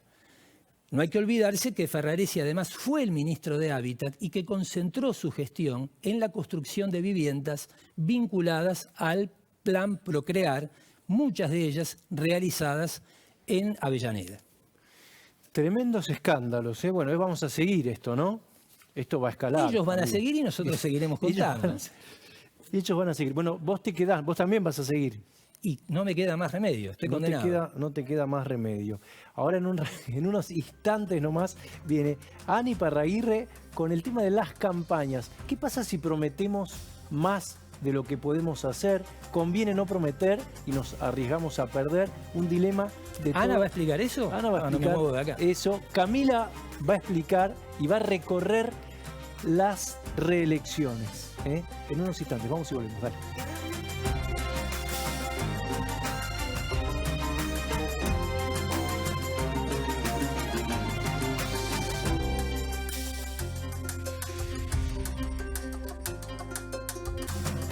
Bienvenidas Ana y Camila. Gracias, Pancho. Ya está la encuesta de Odisea en Twitter, contéstenla. ¿Cuánto calculan que va a ser la inflación en mayo? Una encuesta. Venimos con mucha gente sumándose. Bueno, ¿cómo hacer con las campañas para prometer o no prometer? ¿Cómo se resuelve? ¿Cumplir o no cumplir? Bueno, es un dilema de larga data en política, ¿no? La tensión que hay entre las expectativas que uno quiere crear para el futuro, para que la gente se entusiasme, te vote, y al mismo tiempo crear expectativas que sean razonables para después poder cumplirlas. Te diría que es casi la diferencia entre ir a la farmacia y pedir un remedio de acción rápida o uno de larga duración. Claro, está bien. En Argentina estamos más acostumbrados al remedio de acción rápida, ¿no? Las recetas mágicas. Las recetas mágicas, ¿no?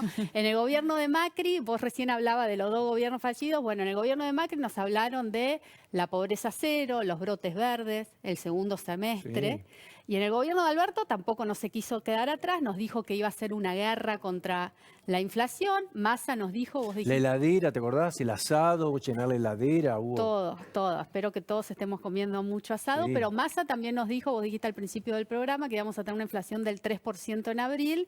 Por ahí le faltaba un 0, no sé, sí. Vamos a ver. Pero ¿por qué hablan de las expectativas y se van de boca y venden expectativas más altas de las que después pueden cumplir? Bueno, hay un matemático que estudió el efecto que las expectativas tienen en nosotros, en nuestras cabezas, en nuestro comportamiento, y lo que él dice es que es bastante racional. Él mira lo que le pasaba a los médicos en la Primera Guerra Mundial y dice, bueno, no tenían más morfina para darle a los soldados, y que dicen, bueno, les damos un placebo, una solución salina, y lo que él encuentra es que cuando les daba la solución salina, efectivamente los soldados creían, esperaban no sufrir tanto con las intervenciones que les hacían y después él empieza a registrar todo eso. Tenían efecto. Tenían efecto la solución salina. Bueno, las expectativas que creaban, algún efecto tenían sobre la realidad de lo que sentían los soldados cuando los intervenían sin morfina en todas estas, en medicina. Algo de esto, de este efecto contagio de las expectativas, estarían pensando, no sé si seguiste esta semana el Fantagate. ¿Lo Sí, seguiste claro. un poco? Bueno, Sí. para los que no lo siguieron lo explico brevemente, pero un mobilero en San Justo estuvo preguntándole a la gente que pasaba por ahí a quién iba a votar, si iban a votar a uno o a otro. Y de repente aparecieron muchas personas que votaban a Rodríguez Larreta, todas con una Fanta en la mano, color naranja. La presunción era que a alguien se las había dado. No sabemos qué pasó, si se las dieron, si no, si fue uno, si fue Sí, a otro. todos les dio el antojo. Por ahí, justo hacía mucho calor ese día, no sabemos. Pero lo interesante con eso es que si esto se hizo, bueno, la presunción es que si mucha gente ve que están votando por un candidato, se genera un efecto contagio de expectativas y más gente va a querer votar por ese candidato. Y esto ¿es así o no? Hay teorías encontradas en la ciencia política, ¿no? Algunos dicen que efectivamente hay una correlación entre las expectativas de que un candidato va a ganar y la intención de voto que sube Gente que se suma al carro del ganador. al carro de ganador. Pero lo que no sabemos es cuál es el huevo y cuál es la gallina. ¿Suben las expectativas de que va a ganar alguien y entonces más gente se sube al carro? ¿O porque más gente se está subiendo al carro de un candidato en particular, las expectativas de que va a ganar suben? Eso no se sabe, nadie lo pudo develar. Y otra gente dice, muchos consultores dicen, no, es al revés. Si vos estás por ganar, bajá tus expectativas, porque si no, mucha gente que te iba a votar al final dice, no, mejor me quedo en casa, no voto, Ya o gana. voto a otro candidato, si total gana, le doy mi apoyo a otro para tener una mejor distribución en el Congreso, un voto más estratégico. Lo que sí sabemos seguro es que cuando las expectativas no se cumplen, eso crea una contraola, ¿no? Te voy a dar un ejemplo muy concreto. El año pasado en las elecciones de Estados Unidos se esperaba que los republicanos la rompieran, que hubiera una ola roja, una marea roja a favor de los republicanos porque Biden no estaba en su mejor momento, porque la economía no estaba bien. Y lo que pasó, por varias razones, entre ellas después del fallo de la Corte Suprema que revertía Roe v. Wade, movilizó a los votantes demócratas que estaban a favor de la legalización del aborto y empezó a emparejarse la cosa. Al final los republicanos ganaron en el voto popular por 3 puntos, pero no fue, estuvo lejos de ser esa ola que se esperaba.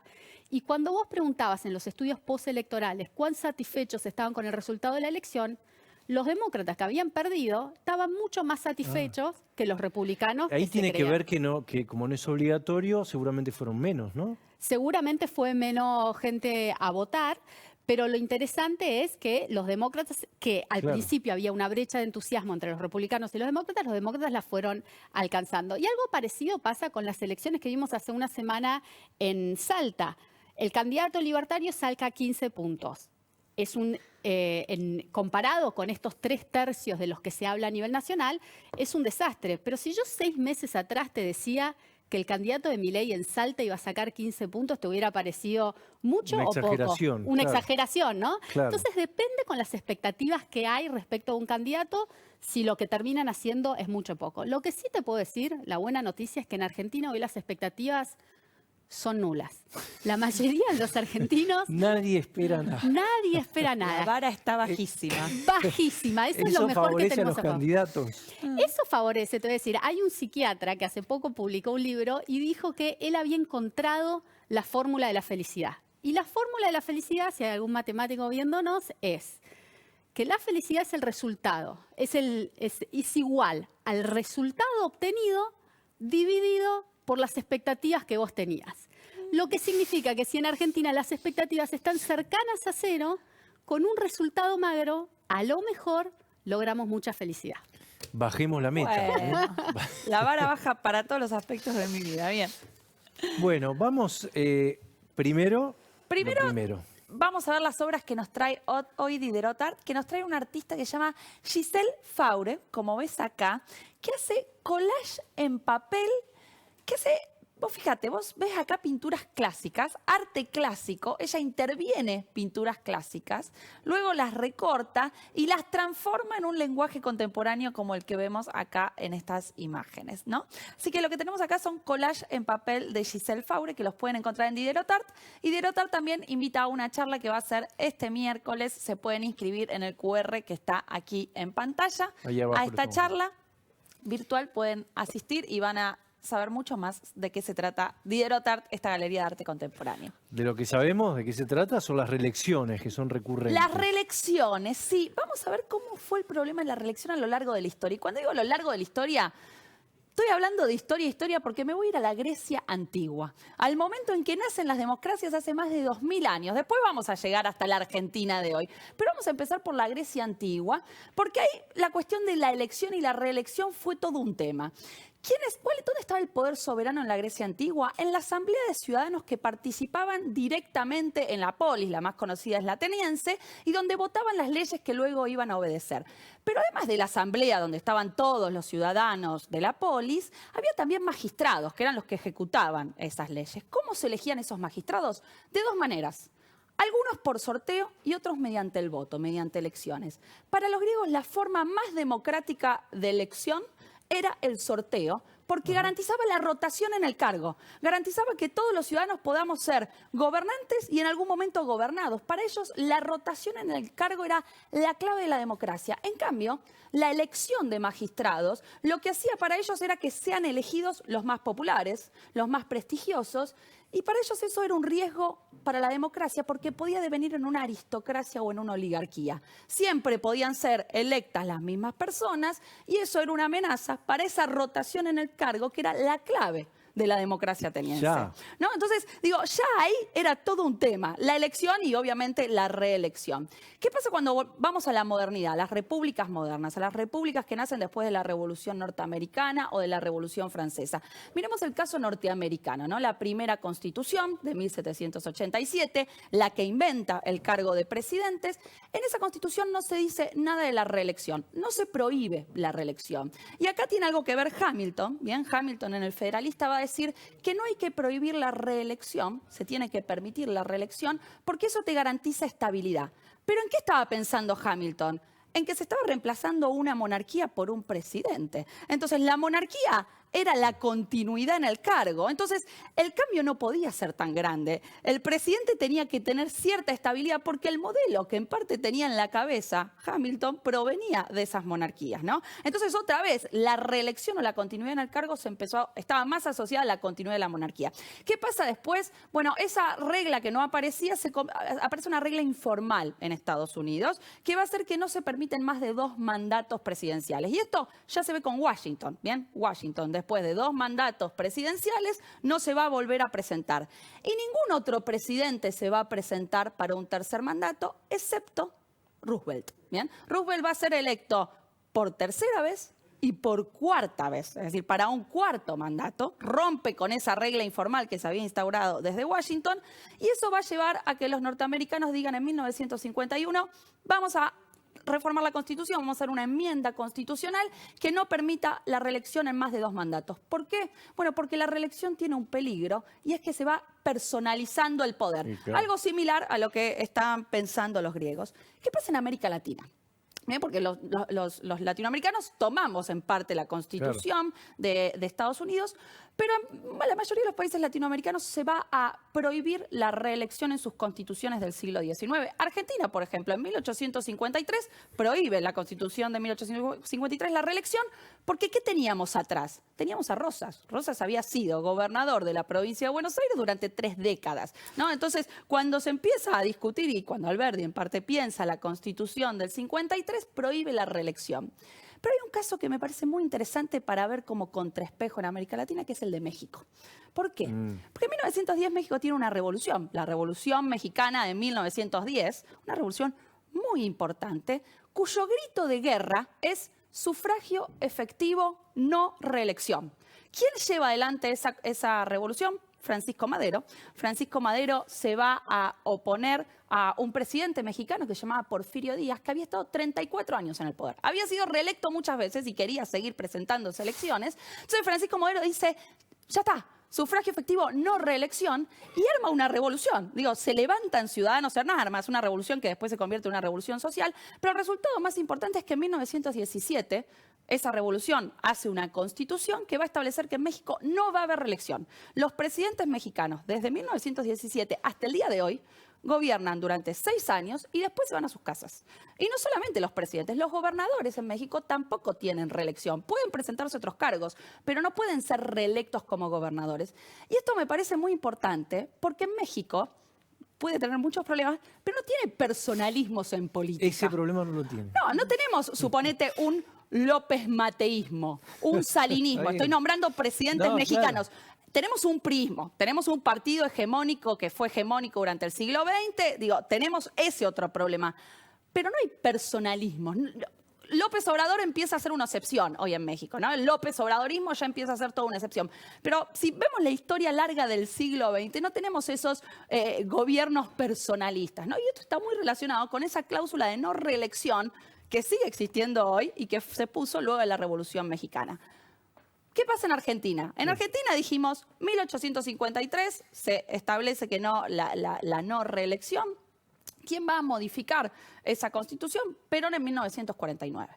Bien, la constitución peronista de 1949 va a permitir la reelección indefinida, que es lo que le permite a Perón presentarse en el 51. Y es interesante la manera en que Sampay, el constitucionalista por parte del peronismo, va a defender la reelección.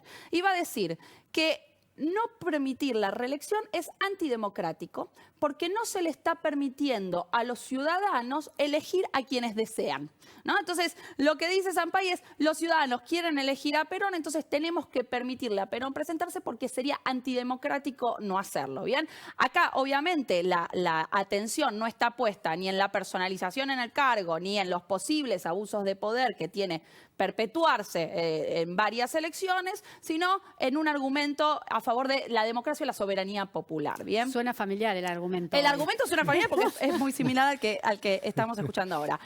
Obviamente en 1955, cuando Perón es derrocado, se cambia esa constitución, se vuelve a la no reelección y esa regla va a ser modificada en la constitución de 1994. Pero lo que me parece acá interesante no es esta contraposición de argumentos, ¿no? Aquellos argumentos que están a favor de la reelección en nombre de la democracia o la soberanía popular y aquellos argumentos que están en contra de la reelección, que los podemos ver desde la antigua Grecia, ¿no? Que apuntan a la rotación en el cargo como una forma de garantizar la democracia y como una forma de evitar los personalismos y los abusos de poder. Muchísimas gracias. Excelentes los temas, ¿eh? Gracias. Viene el whisky, señores. Vamos y volvemos.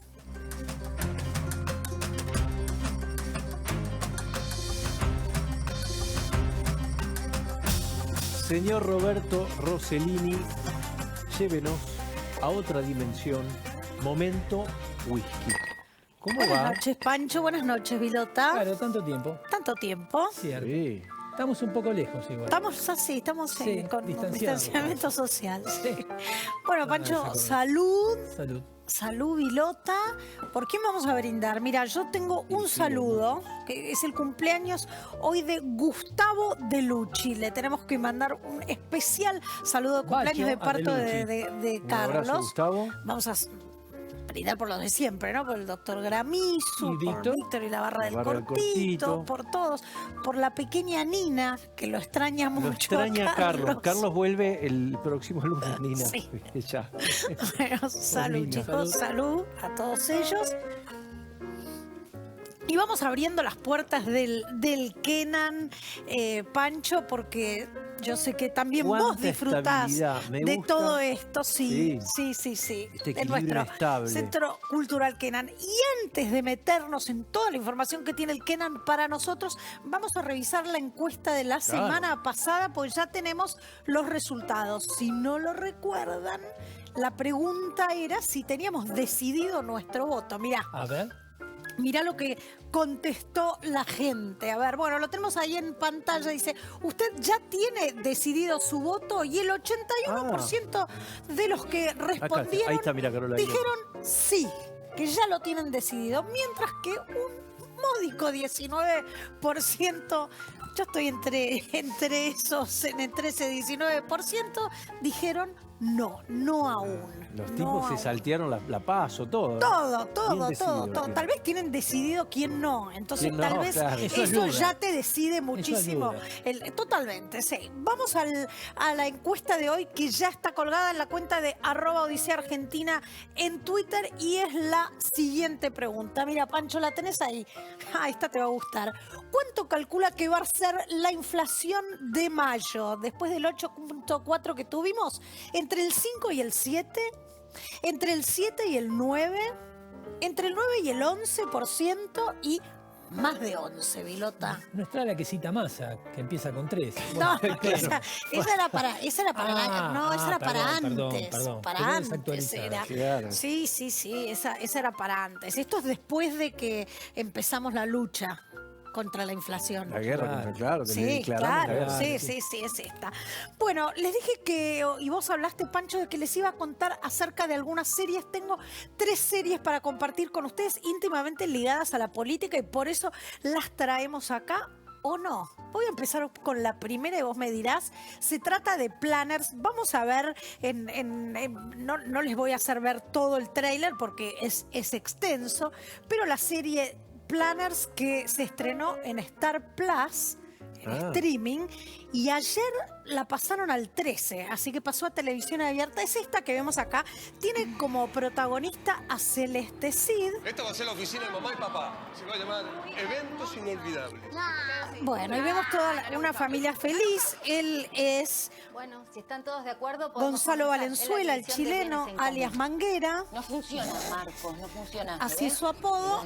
Y Manguera, así se lo llama. La serie dirigida por Daniel Barone tiene la producción y el asesoramiento exclusivo de nada más ni nada menos que Bárbara Díez, ex mujer de Horacio Rodríguez Larreta, que justamente es una planner, no solo una wedding planner, es una event planner, ¿no? Entonces ella les brindó este asesoramiento totalmente exclusivo a la serie y además es productora. ¿Es autobiográfica? Bueno, Claro, iba a preguntar lo mismo. Bueno, Debe haber... él no es político. Primera gran diferencia, Gonzalo Valenzuela en la serie que hace de Marcos no es político, es organizador de eventos también. Claro. Así que ya ahí tenés una diferencia grande. Alguna preocupación, porque viste, acá se mezcla en el pródigo, ¿no? Se mezcla la ficción, la Sí, gente va a claro. estar buscando los parecidos, no sabemos a dónde va a llevar la ficción. Los adversarios de Horacio van a estar buscando ahí si hay alguna. Yo diría que en el PRO cuesta encontrar la realidad hoy, pero está bien. Bueno, hay que ver. Así que bueno, les dejo el interrogante. Vamos con otra serie. A ver cuál, pongan la que quieran porque puede tratarse. Bueno, acá tenemos Buenos Aires, diciembre 2001, por supuesto, hace referencia a la crisis que estalla en el gobierno de la Rúa en 2001. Se va a estrenar el 7 de junio también por Star Plus. ¿Y quién es de la Rúa acá? ¿Quién hace? ¿Lo tienen a Jean-Pierre Noer? Sí, claro. Bueno, él va a ser del presidente de la Rúa. Mira, a ver, creo que ahí llegás a ver un plano Ahí está, sí. Ahí lo tenés, mira. Ahí Muy está, de la Rúa. Parece muy concentrado, ¿no? Pero, ¿ustedes quieren saber un buen casting? Bueno, Sí. el buen casting es esta serie que se va a empezar a rodar en breve, todavía no. Y es la siguiente, se trata de Síganme. Esta es una serie dirigida por Ariel Winograd, que no sé si tiene alguna relación con los productores de este programa. Algo será. No, señora, me No, dice. parece que no. Bueno, va a tener como protagonista a Leo Sbaraglia en el rol de Carlos Menem. No me lo quiero perder. No te lo querés perder. Sbaraglia haciendo de No Menem. te va a defraudar. No me va a No te va a defraudar. defraudar. Y a Griselda Siciliani como Zulema Yoma. Maravilloso. Muy Sí. bueno. Me dicen Maravilloso. fuentes muy allegadas a la producción de esta serie que se va a meter de lleno en la vida sentimental del expresidente. 150 capítulos. Bueno, son 8 nada más. Pero Kenan está, primero ya se metió en el mundo de las series de lleno y, por ejemplo, había producido este spot para Sergio Berni, 2017. Berni quería entrar en las pasos legislativas. Miren lo que hizo Kenan. Series. Bueno, miren, Acá tenés. esto es A series, ver. miren. Miren esta maravilla, ¿eh? No lo podríamos haber hecho mejor nosotros. Miren, con sonido, por favor, ¿eh? Claire, te presento a nuestro candidato para las PASO. Excelente. Yo también prefiero Bernie. Ellos ya escogieron. House of Cards, Frank Underwood, Muy Claire bueno. Underwood. Sí, nunca se preguntaron que Frank Underwood había matado a alguien. ¿Lo querés ver de nuevo, Pancho? Sí, pongamos Ay, de nuevo, Sí, a ver, yo creo que vale me dio la pena. muchas ganas de verla, ¿eh? Mira. Claire, te presento a nuestro candidato Te para las presento PASO. nuestro candidato Excelente. para las Yo PASO. también prefiero Bernie. Yo también prefiero Bernie. Ellos ya escogieron. Esto Bernie teóricamente lo hizo a favor de él. Sí, Ah, sí, bien, sí, bien. parece que Puede sí, quedarme Vilota. tranquilo. Sabes que sí. Carola, Salud, Pancho. Salud, buena semana. Salud. ¿tenemos Buena semana. un saludo, no? Tenemos, ya son las 12, sí. Brindemos por Víctor Winograd. Por el alma de este programa, ¿eh? Totalmente. Feliz Mirá, cumple. así, Nuestro productor. con ruido y todo. Ahí no Gran te puedo abrazo. ver, estoy tan lejos. Joven todavía, ¿eh? Y nosotros nos reencontramos en 7 días con Carlos ya. ¿eh? Que tengan una gran noche. Chao.